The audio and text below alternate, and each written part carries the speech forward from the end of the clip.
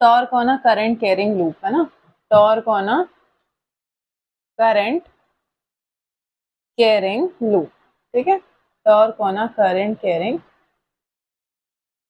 Loop. अच्छा, ये कल भी मैंने लिखवाया था कि जो करंट कैरिंग लूप है वो इलेक्ट्रिक डायपोल की तरह एक्ट करती है, ठीक है। तो टॉर्क मतलब क्या होता है, टॉर्क मतलब क्या पढ़ा है हमने पिछली क्लासेस में, फोर्स मल्टीप्लाई बाय आर, हाँ मतलब आर क्रॉस एफ पढ़ा है, आर क्रॉस एफ, हाँ, कि फोर्स और उसका परपेंडिकुलर डिस्टेंस, मैंने ऐसे समझाया था तुमको कि मैंने यहाँ पर कुछ फोर्स लगाया तो कुछ आर डिस्टेंस पे लगाया है, यहाँ से कुछ परपेंडिकुलर डिस्टेंस पे फोर्स लगाते हैं तो वही इस ऑब्जेक्ट को घुमाने में हेल्प कर रहा है, वही उसको रोटेट कर रहा है, तो ये क्या लग रहा है, इस पर टॉर्क लग रहा है। टॉर्क क्या होता है, जो ऑब्जेक्ट को घुमाने में हेल्प कर रहा है, रोटेट करने में हेल्प कर रहा है। तो हमने बोला था मूविंग कॉइल डायपोल की तरह एक्ट करती है, तो उसको घुमाना है हमें। ये हमारा प्रिंसिपल कहाँ काम आता है, मूविंग कॉइल गैल्वेनोमीटर पढ़ेंगे उसके प्रिंसिपल में काम आता है और इलेक्ट्रिक मोटर के प्रिंसिपल में काम आता है। तो पहला पॉइंट तो ये लिख लो, principle of electric motor and moving coil galvanometer, and moving coil galvanometer, galvano. अब ये देख लो, मान लो ये एक मैग्नेट है, ये नॉर्थ पोल, और यहाँ पर एक दूसरा मैग्नेट है, ठीक है, यहाँ एक दूसरा मैग्नेट है, ये साउथ पोल का। तो मैग्नेटिक फील्ड लाइन हमेशा नॉर्थ टू साउथ, अरे देख लो बाद में लिखना, ये क्या है, एक नॉर्थ पोल का मैग्नेट, ये साउथ पोल है, मैग्नेटिक फील्ड लाइंस हमेशा नॉर्थ टू साउथ जाती है, तो इसकी मैग्नेटिक फील्ड लाइन कुछ इस तरह जा रही होगी, है ना, कुछ इस तरह जा रही होगी। अब इसकी मैग्नेटिक फील्ड में मैंने एक करंट कैरिंग कॉइल रख दी, तो कुछ इस तरह से रख दी है, ये कॉइल है, ये मैंने इसकी मैग्नेटिक फील्ड में रख दी, ये हॉरिजॉन्टली प्रेजेंट है, मतलब ऐसे एक मैग्नेट पड़ा हुआ है, ऐसे दूसरा मैग्नेट पड़ा हुआ है, यहाँ बीच में कॉइल रख दी, ये हॉरिजॉन्टली प्रेजेंट है इस तरह से, ठीक है। ये हमारी करंट कैरिंग कॉइल है, इस पे कुछ यहाँ से कुछ आई करंट जा रहा है, यहाँ जा रहा है, यहाँ पर वापस आ रहा है, ठीक है। ये इसकी कुछ मैग्नेटिक फील्ड लाइंस मैंने मान ली डी, ठीक है। अब इसमें इसकी जो मैग्नेटिक फील्ड लाइंस है, इस कॉइल पे मैग्नेटिक फोर्स कितना लगेगा, हमने B I L sine theta पढ़ा है, B I L sine theta, मैंने इसका कुछ नाम दे दिया ए बी सी डी, ठीक है।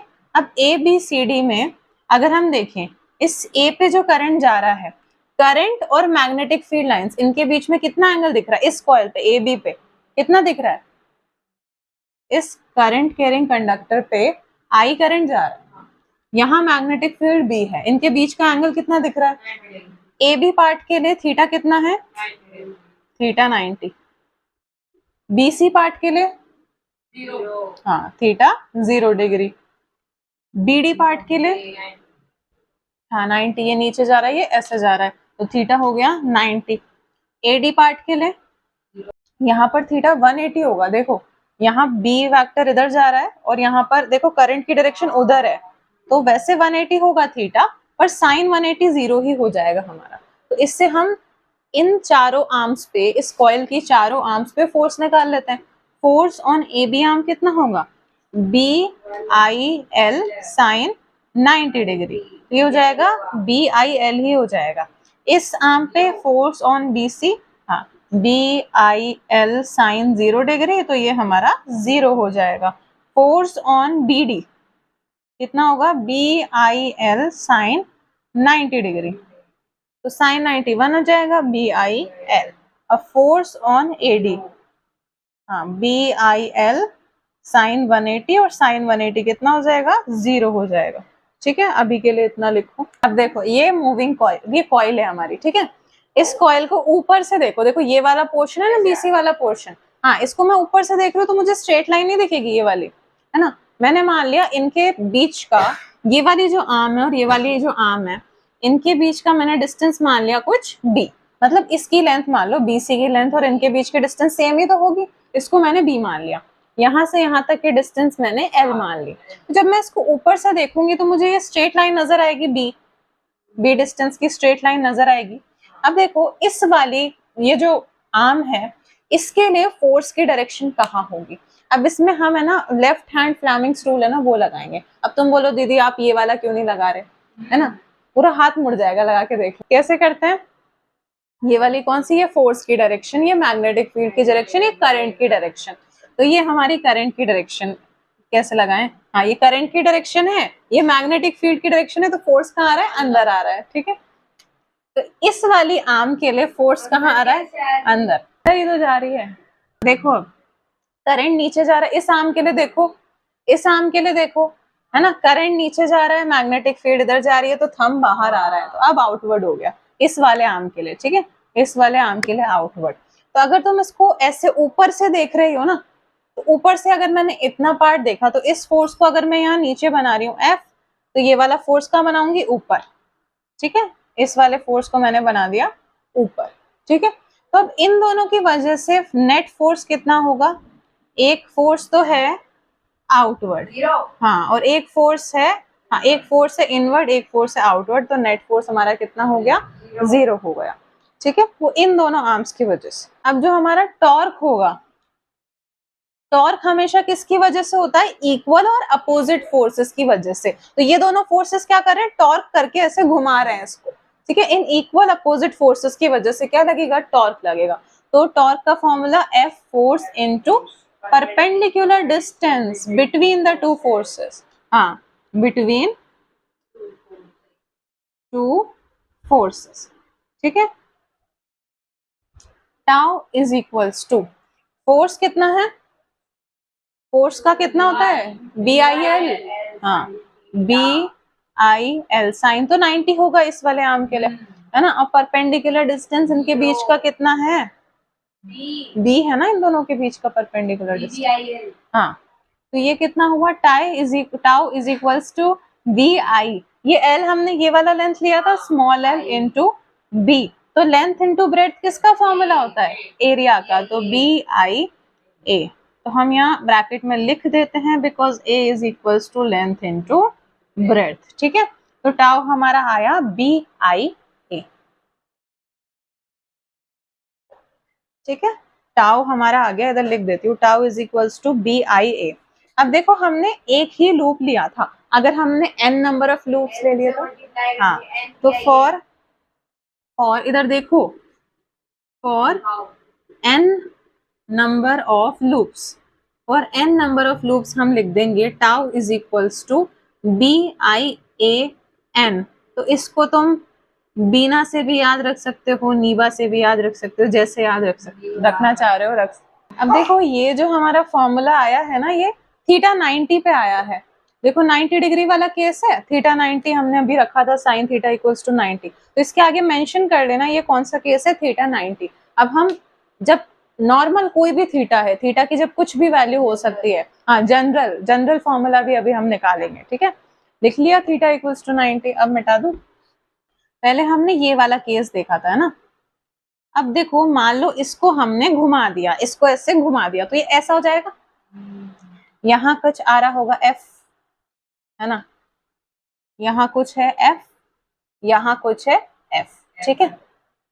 अब मुझे तो इस B से टॉर्क का फॉर्मूला क्या होता है, F इंटू परपेंडिकुलर डिस्टेंस, तो F तो ठीक है, पर मुझे यहाँ से परपेंडिकुलर डिस्टेंस चाहिए, पर ये तो अभी 90 पे नहीं है, तो मुझे परपेंडिकुलर डिस्टेंस निकालना पड़ेगा। तो मैंने इस F को एक्सटेंड कर दिया, फोर्स वाली लाइन को एक्सटेंड कर दिया, और यहाँ से मैं डिस्टेंस देख रही हूँ, इसको मैंने कुछ मान लिया x। मैंने क्या बोला था, ये हमने इसको यूं घुमा दिया, तो ये ऐसे टेढ़ा हो गया, फोर्स ऊपर, इधर भी फोर्स ऊपर।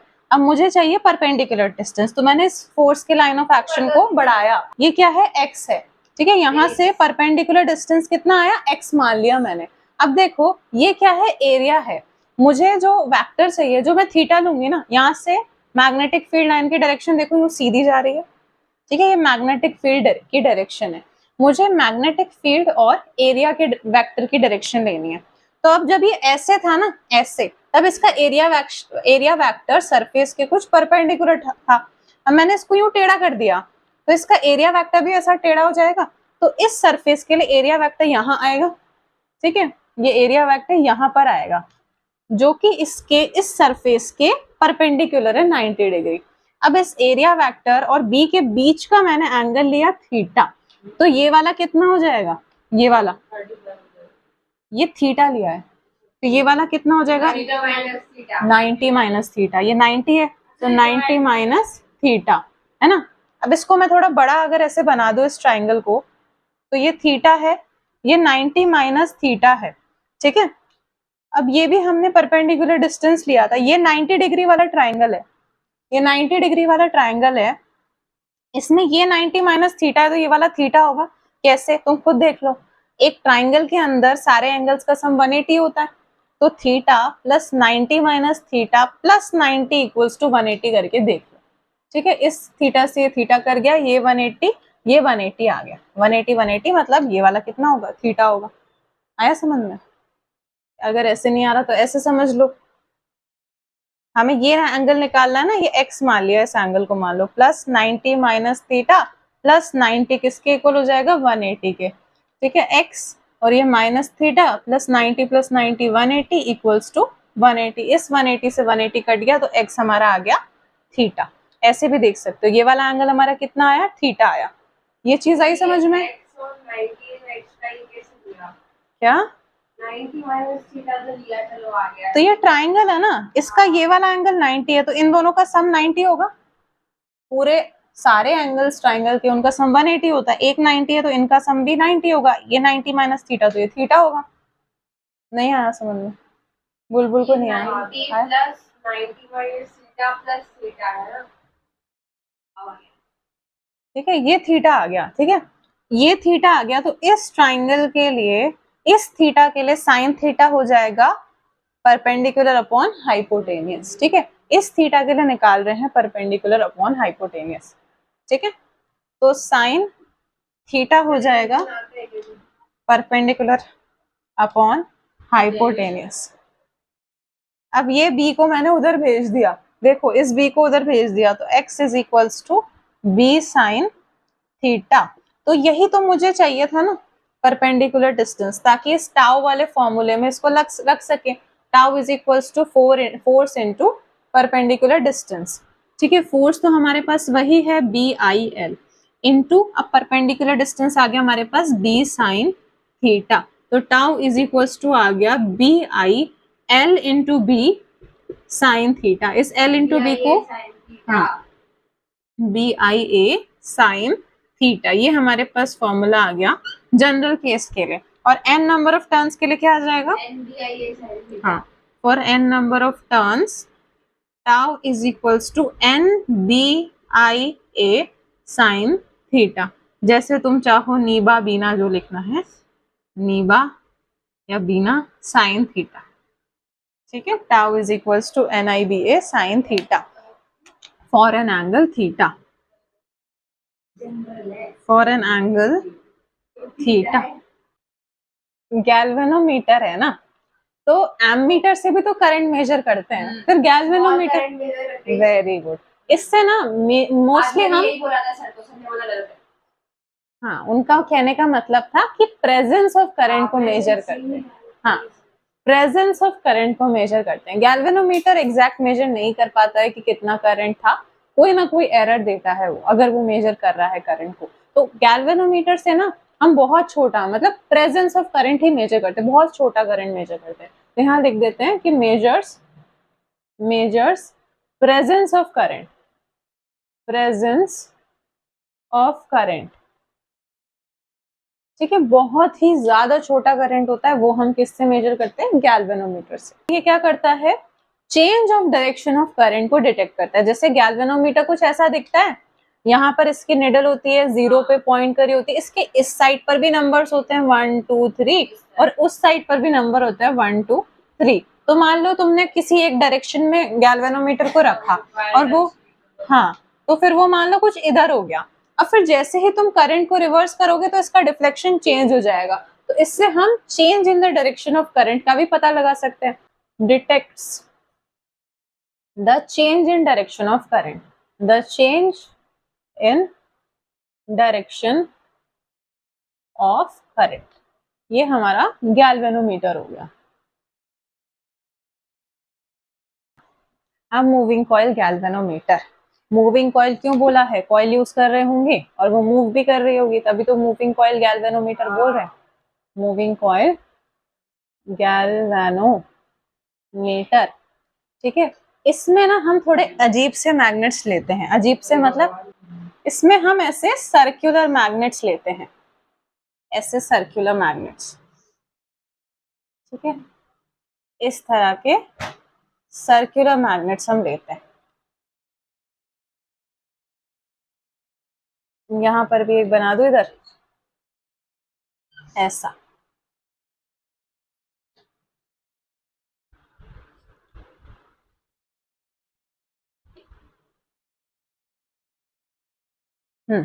इस तरह के हम क्या लेते हैं? सर्कुलर मैग्नेट्स लेते हैं। सर्कुलर मैग्नेट्स क्यों लेते हैं, कुछ पता है? हाँ, ये नॉर्थ ऐसे हो जाते हैं तो उनमें लूप भी बन सकता है पहली बार। और देखो ऊपर से देखते हैं उनको। हाँ, अभी तो ये ऐसे रखे हुए हैं, मान लो इस तरह से ये मैग्नेट्स रखे हुए हैं, है ना, हॉरिजॉन्टली रखे हुए हैं। इनको ऊपर से देखेंगे, इनकी मैग्नेटिक फील्ड कैसी होती है? देखो, इनकी मैग्नेटिक फील्ड ऐसी होती है, यूं बेंड सी, देखो ऐसे बेंड सी मैग्नेटिक फील्ड होती है इनकी, ऐसी, ठीक है। इस तरह की इनकी क्या होती है? मैग्नेटिक फील्ड, नॉर्थ से साउथ। इसको तुम अगर ऊपर से देखोगे तो तुम्हें इस तरह से नजर आएगा, देखो इस तरह से, कि हर एक मैग्नेटिक फील्ड कहाँ जाना चाह रही है? सेंटर की तरफ जाना चाह रही है।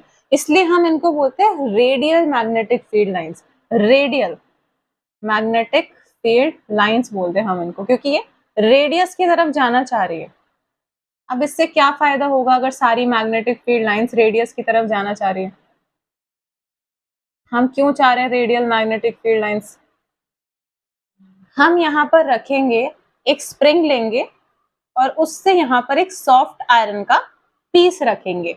इस सॉफ्ट आयरन पे मैंने कॉइल को यूं लपेटा हुआ है। तो ये मेरी कॉइल है, इसको मैंने सॉफ्ट आयरन पे लपेटा हुआ है। ये कुछ T1 टर्मिनल, T2 टर्मिनल है। यहां से मैं इसको सर्किट से ज्वाइन करूंगी और इस कॉइल पे करंट आएगा, ठीक है।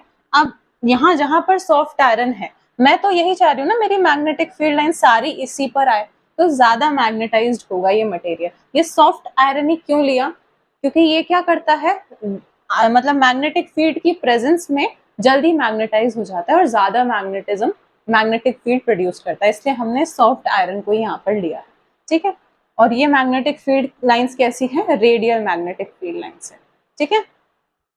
इसके बाद ये यहाँ पर हमारा जो गैल्वेनोमीटर है, देखो अब हम क्या करते हैं, जैसे ये हमारी कॉइल है, तो इससे हमने ऐसे एक पॉइंटर लगा दिया हॉरिजॉन्टली, तो ये जैसे ही डिफ्लेक्ट होगा, ये पॉइंटर यहाँ पर कुछ नंबरिंग होगी 0 1 2 3 4, ये मान लो 0 पे है, फिर ये डिफ्लेक्ट हुआ तो कुछ इसने नंबरिंग पे शो कर दिया।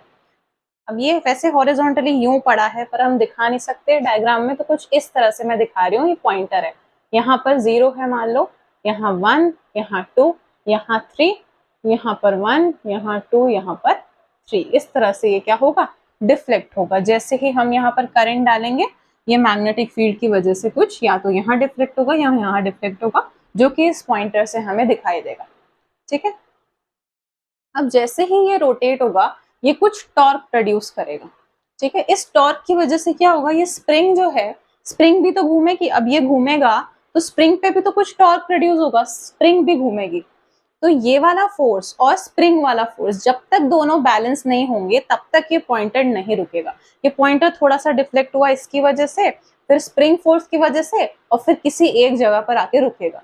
वो हमारी फाइनल वैल्यू होगी, गैल्वेनोमीटर की फाइनल रीडिंग होगी, ठीक है। ये पूरी कहानी समझ में आई?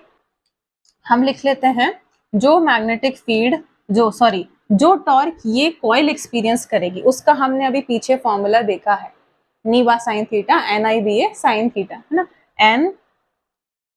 NIBA sine theta. ये किसका टॉर्क था? टॉर्क एक्सपीरियंस्ड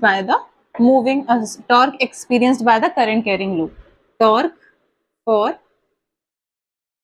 करंट लूप लिख देते हैं, वो करंट लूप, ठीक है। ये इतना टॉर्क इसका था, इसको मैंने इक्वेशन 1 मान लिया। अब मैंने क्या बोला, ये वाला टॉर्क और स्प्रिंग का टॉर्क भी क्या होगा, बराबर होगा। ये टॉर्क स्प्रिंग भी तो एक्सपीरियंस कर रही है, मैंने इसको टाउ एस से लिख लिया, जो टॉर्क स्प्रिंग ने एक्सपीरियंस करेगा। जब तक ये बैलेंस नहीं होगा तब तक रीडिंग नहीं आएगी। तो ये दोनों क्या है, इक्वल है। तो torque due to spring, spring का टॉर्क हम कैसे लिखेंगे, टाउ एस को हम लिखते हैं के इंटू फाई। ये फाई मैंने कुछ एंगल मान लिया, स्प्रिंग का डिफ्लेक्शन का एंगल हो गया फाई, ठीक है। के हमारा है स्प्रिंग कांस्टेंट, या फिर इसको टॉर्जनल कांस्टेंट भी बोलते हैं, टॉर्जनल कांस्टेंट, हाँ टॉर्जनल कांस्टेंट या फिर स्प्रिंग कांस्टेंट हो गया हमारा। तो ये फाई इसका जितना ये डिफ्लेक्ट हुआ उसका एंगल है, ठीक है। ये दोनों फोर्सेस क्या होंगी, बराबर होंगी, इक्वल होगी। तो N I B A sine theta is equals to K phi, ठीक है। अब थीटा क्या होगा, हमेशा 90 डिग्री होगा, क्योंकि ये क्या है, रेडियल मैग्नेटिक फील्ड है। तो यहाँ पर जिस भी पॉइंट पे देखोगी ना, ये हमेशा क्या होगा, 90 होगा एरिया वेक्टर पे, ठीक है। एन आई बी ए आ गया, क्योंकि theta is equals to 90 degree हो गया, और ये हो गया के इंटू फाई, ठीक है। बस रुको, अब देखो क्या होगा। अब देखो इस करंट को मैंने थोड़ा उधर साइड में लिख दिया, ये एन बी ए अपॉन इस के को नीचे ले जाते हैं, के और फाई। तो इससे हमें क्या मिला, इसको मैंने अगर कांस्टेंट मान लिया तो फाई, रुको हाँ कह सकते हैं, चलो जी मान लेते हैं, I into G equals to phi आ गया, ठीक है। ये जी क्या हो गया, गैल्वेनोमीटर गैल्वेनोमीटर कांस्टेंट, रुको गैल्वेनोमीटर कांस्टेंट, ठीक है। इसके बाद एक चीज देखो, ये जो फाई है ये आई के डायरेक्टली प्रोपोर्शनल है, phi is directly proportional to I. मतलब जैसे जैसे हम करंट बढ़ाएंगे इसका डिफ्लेक्शन बढ़ेगा, ज्यादा करंट हुआ ज्यादा डिफ्लेक्शन, कम करंट हुआ कम डिफ्लेक्शन। तो आई बढ़ाने से डिफ्लेक्शन बढ़ेगा, तो इसी से तो हमें रीडिंग दिखेगी।